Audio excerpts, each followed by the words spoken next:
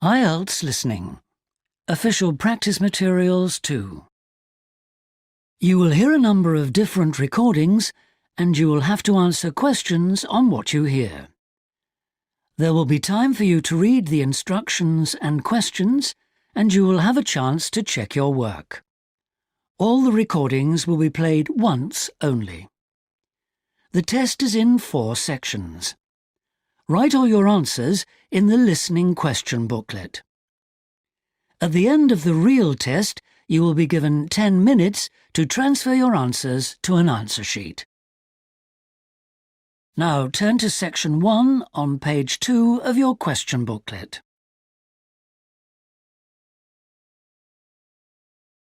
Section 1.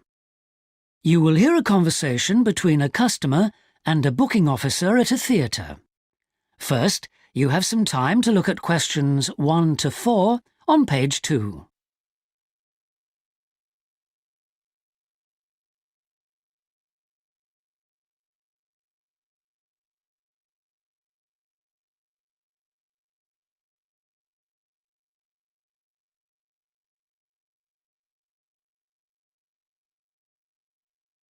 You will see that there is an example that has been done for you.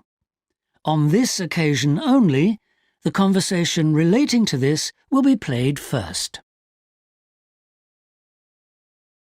Hello, Theatre Royal Plymouth? Hello. I'd like to make a booking, please. Yes. What is it you want to see? The Imposter. Right. The man wants to see The Imposter, so Imposter has been written in the space. Now we shall begin. You should answer the questions as you listen because you will not hear the recording a second time. Listen carefully and answer questions 1 to 4. Hello, Theatre Royal Plymouth? Hello. I'd like to make a booking, please. Yes. What is it you want to see? The Imposter. Right. And which day did you want to come? Friday the 25th. Just a moment and I'll check availability on the computer. Oh, sorry, we're fully booked for that performance. Oh dear. What about the following day then? The 26th? Yes, that's okay. We've got 2 performances on that day, one at 3:30 and one at 7. Which would you prefer? Oh, the later one, please. How many people? Well, there are 4 of us. Are there any concessions? Any children? Oh, I'm not sure. My daughters are 15 and 12. Do they get concessions? Only the 12-year-old, I'm afraid.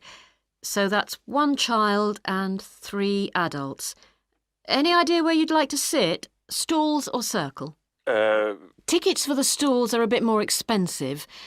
£12 for adults and £8.50 for children. The circle costs £10.50 and £6.50. Do you get a good view from the circle? Oh, yes. And in fact, we've got some seats left at the front, if you'd like those. Right. We'll go for those then. Right, that's seats A21 to 24 then. They're very good seats. That sounds fine. So let's see, that comes to £38 altogether for the tickets. How do you want to collect them? Shall I put them in the post? They'd be sent today by first-class mail and there'd be an additional charge of £1 to cover postage and administration.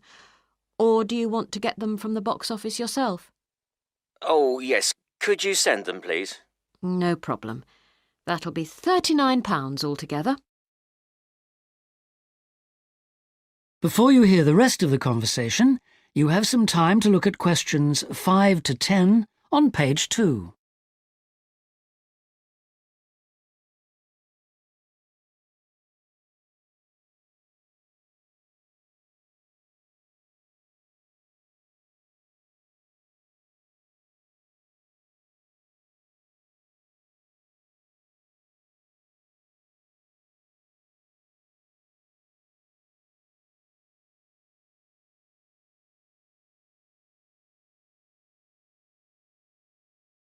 Now listen and answer questions 5 to 10. Could I just take your card details? What kind of card is it? Visa? Switch? MasterCard. OK. And the number? It's 3290 5876 4401 2899. 2899. OK. And the name on the card, please? It's Mr. J. Whitton. WHITTON. N for never or M for mother? N for never. Thank you. And now I've nearly finished, but I just need your address and postcode. Yes, it's 42 South Street, OK. Is that Plymouth? London. And the postcode? It's SW2 5GE. That's fine then. The ticket should be with you tomorrow. Is there anything else I can do for you?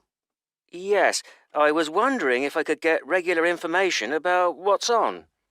Certainly. I can just add your name to our mailing list. Would that be OK? That would be very good. Yes, please. Oh, and there is something else, sorry. One of our group is hard of hearing, and I've heard that you can supply special headphones. That's right. As long as you tell us in advance, we can always do that. I'll book those for you now, and you can just collect them from the box office before the show. Thanks very much for your help. No problem. Thank you for calling. Thank you. Bye. That is the end of section 1. You now have half a minute to check your answers.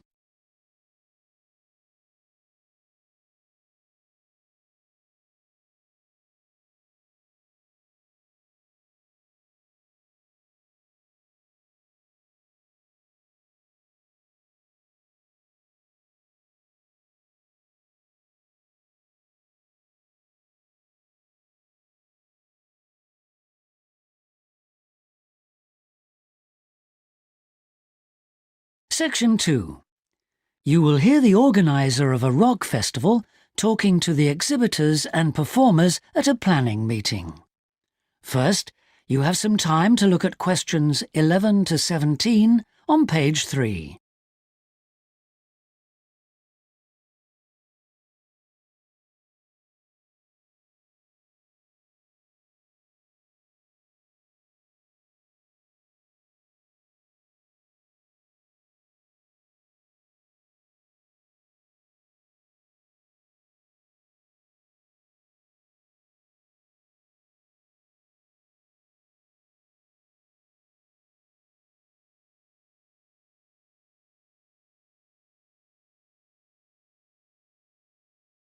Now listen carefully and answer questions 11 to 17. Good evening, everyone. I'm glad you could all make this planning meeting for what promises to be the biggest and most colourful free rock festival ever held in the South East. So whether you're a performer, a craft exhibitor or an artist, we all extend a big welcome to you. Could we turn first to the plan so I can familiarise you with the layout of the site, which, as you know, is an old football stadium. We're really lucky to have so much space this year. You can see the main gate at the bottom of the plan. Have you found it? That's where most visitors will enter. It's also the entrance for those taking part in the craft fair. We've set the stalls just inside the gate on the left in a circle. If you walk straight ahead from the gate along the path without turning right, you'll come to some steps up to the football stadium. On the left of the steps is the fringe stage. This is for alternative artists. They include folk singers, poets and other acts which are more suited to a smaller stage. And they should also enter by the main gate. On the opposite side of the steps is a restaurant, and adjoining that is the main festival information point. Here you can get extra programmes and up-to-the-minute information about events, and you can discuss any last-minute problems, although we hope everything will be running smoothly when the festival opens. Coming back to the plan, you go up the stairs to the stadium.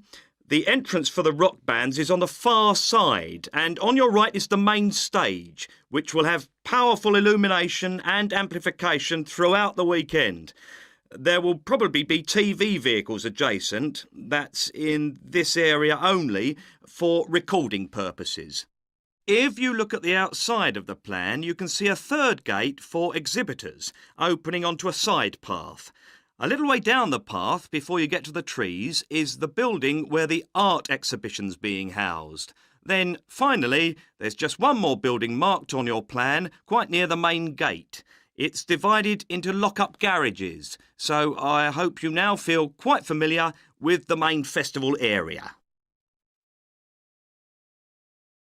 Before you hear the rest of the talk, you have some time to look at questions 18 to 20 on page 4.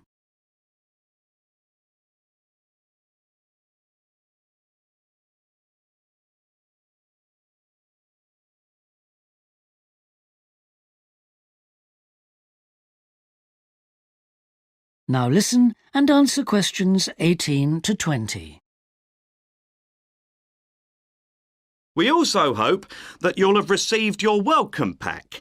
In it, you should find 2 parking tickets for yourself and anyone assisting you, an armband to indicate that you are an official visitor, one of our brilliant yellow badges with the new festival logo, a festival programme, and several sheets of information that we'd ask you to study carefully before the event. Please could you note that all setting up of stalls, displays and so on should be completed by 9:30 a.m. and that, unfortunately, we won't be able to allow any vehicles to enter the festival area after that time. Yeah, it's a big site, but even a few vehicles parked in the wrong place can block the paths. With crowds of people, and we are expecting several thousand, this can merely be a nuisance, but if there's an emergency and access for an ambulance is blocked, the situation will become not just annoying, but also dangerous. And don't forget, it could be your mother or your child who needs help. Several exhibitors and craftspeople have asked us if any provision can be made for overnight storage of tables, chairs and display items rather than having to take them home and bring them again. We're pleased to say that a limited amount of space has been made available in the building near the main gate. You'll be issued with a yellow ticket to reclaim your property, similar to the red parking tickets, so do check you bring the right one. But please understand that this is entirely at your own risk, as we can take no responsibility for items lost or damaged. I think that's all I have to say at this point, but thank you all for your attention. That is the end of section 2. You now have half a minute to check your answers.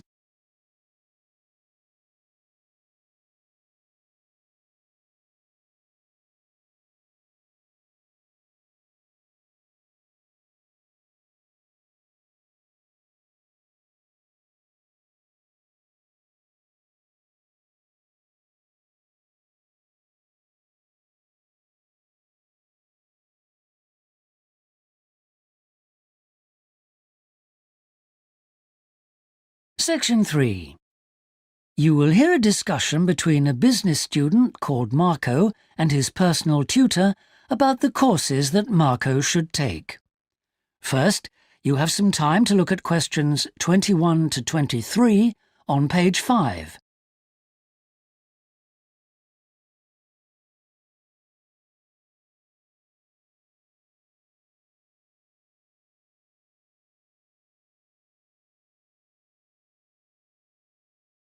Now listen carefully and answer questions 21 to 23. Hi, Marco. Come in. Thanks. I've got a bit stuck trying to select courses for next semester. Could you help me, please? Of course. Sit down. Oh.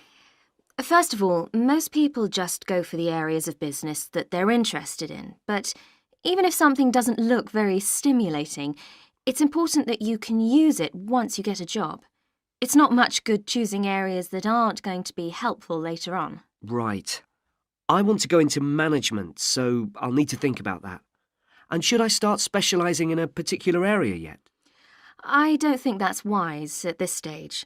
It's better to aim for a wide variety of subjects, especially as management covers so many possibilities.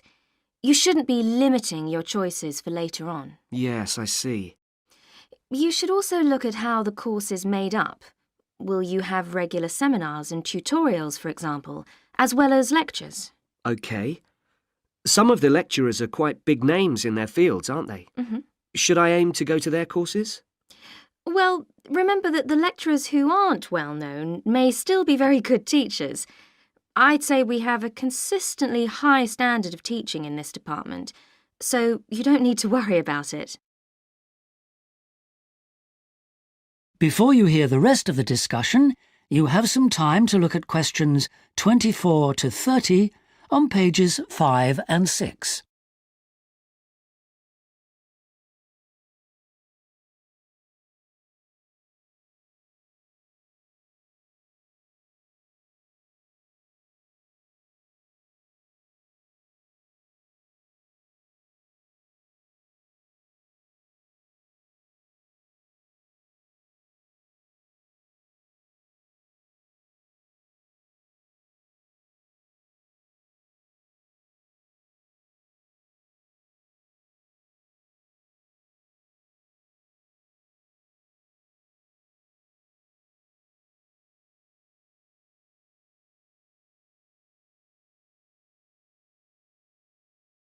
Now listen and answer questions 24 to 30.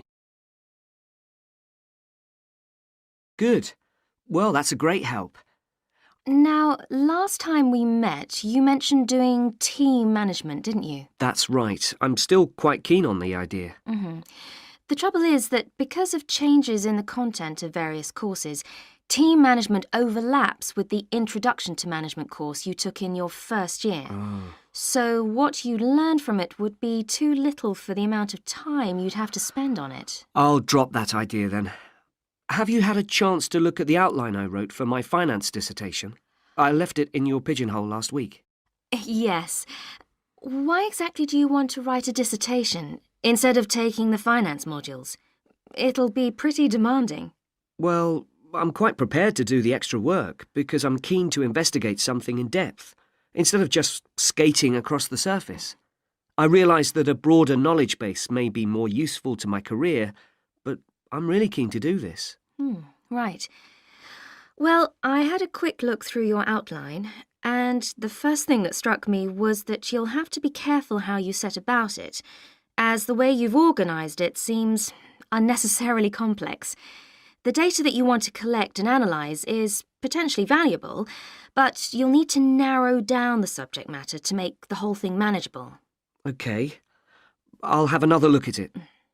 I was talking to Professor Briggs about it yesterday, and I got some more ideas then. For part of the dissertation, I was thinking of trying to persuade finance managers from 3 or 4 companies to let me ask them about their company finances. If not, I think I'll have to change to another topic. Well, go ahead then. I could give you some names. Thanks. Now, let's talk about practicalities. Your dissertation must be finalised by the end of May, so you should aim to finish the first draft by the end of March. Is that feasible? Yes, it shouldn't be a problem. I'll need to register for the dissertation, won't I? Is that with the registrar's department? No, it's internal to this department, so you just need to let the secretary know. Do that as soon as you're sure you're going to write the dissertation. OK. Then, to analyse your statistics, you're going to need some suitable software. If I were you, I'd drop into the computer office and ask them for a copy. Right. So, if I revise my outline, can I... That is the end of section 3. You now have half a minute to check your answers.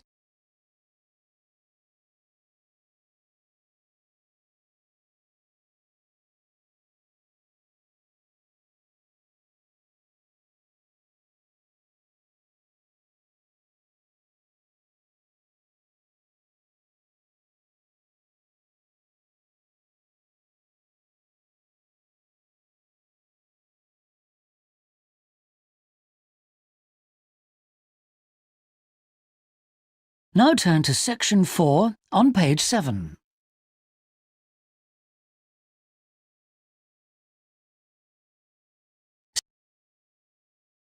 Section 4.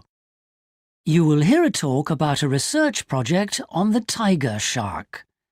First, you have some time to look at questions 31 to 40 on pages 7 and 8.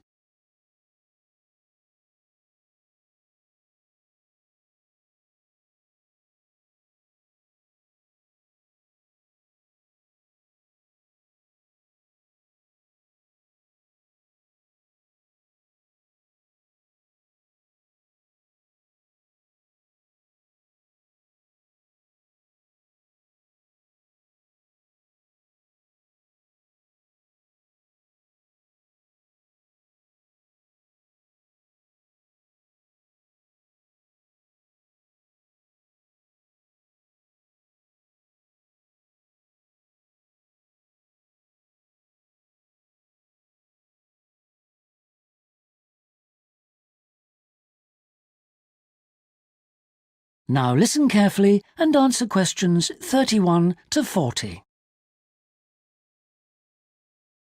Good morning, everyone. Today I'm going to talk about the research project I've been involved in on the tiger shark. First of all, some background information. The tiger shark, also known as the leopard shark, is often thought to have got its name from its aggressive nature. But in actual fact, it's called that because it has dark bands similar to those on a tiger's body. It is a huge creature, growing up to lengths of 6.5 meters. It can be found just about everywhere throughout the world's temperate and tropical seas, but it is most often found along the coast rather than the open sea. In terms of feeding, tiger sharks tend to be most active at night and are solitary hunters. Their preferred prey includes other sharks, turtles, seabirds, and dolphins, to name but a few. However, it's not uncommon to find garbage in its stomach. This is because it tends to feed in areas such as harbors and river inlets, where there is a lot of human activity. Now to the project itself. We are particularly interested in some studies that have been done in the Rain Island area. Observations here have shown that there is a large population of tiger sharks present in the summer during the turtle nesting season. However, during the winter months the sharks disappear. So we decided to do some of our own research there.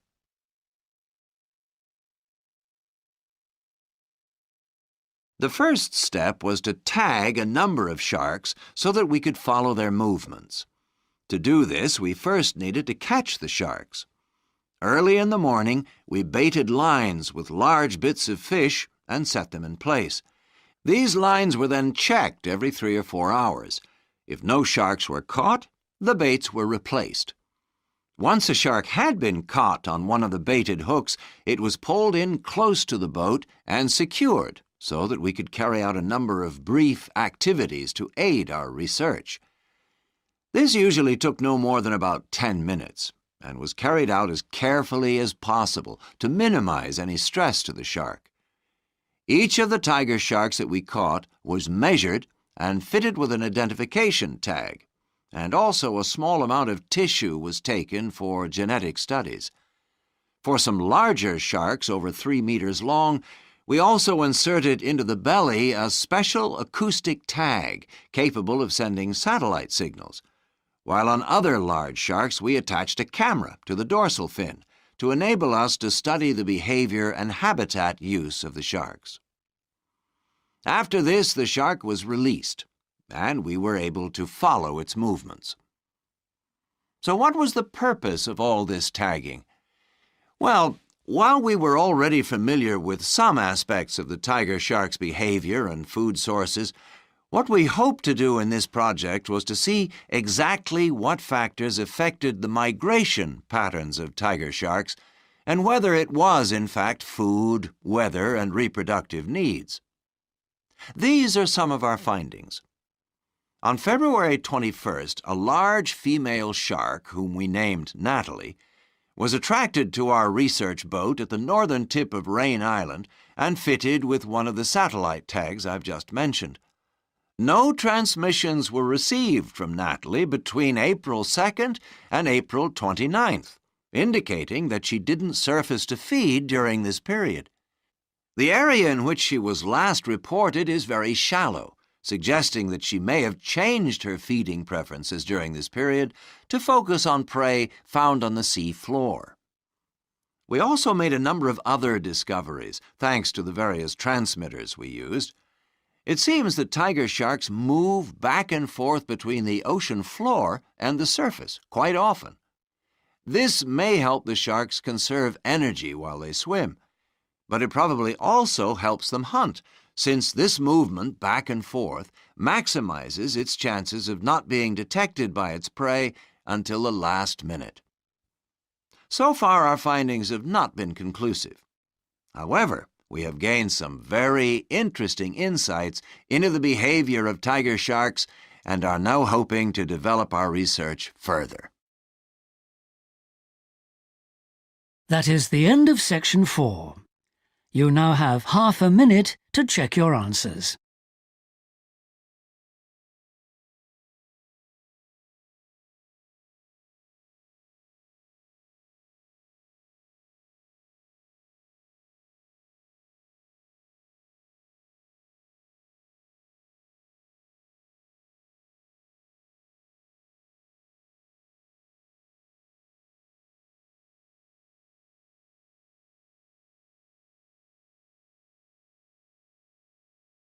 That is the end of the listening test.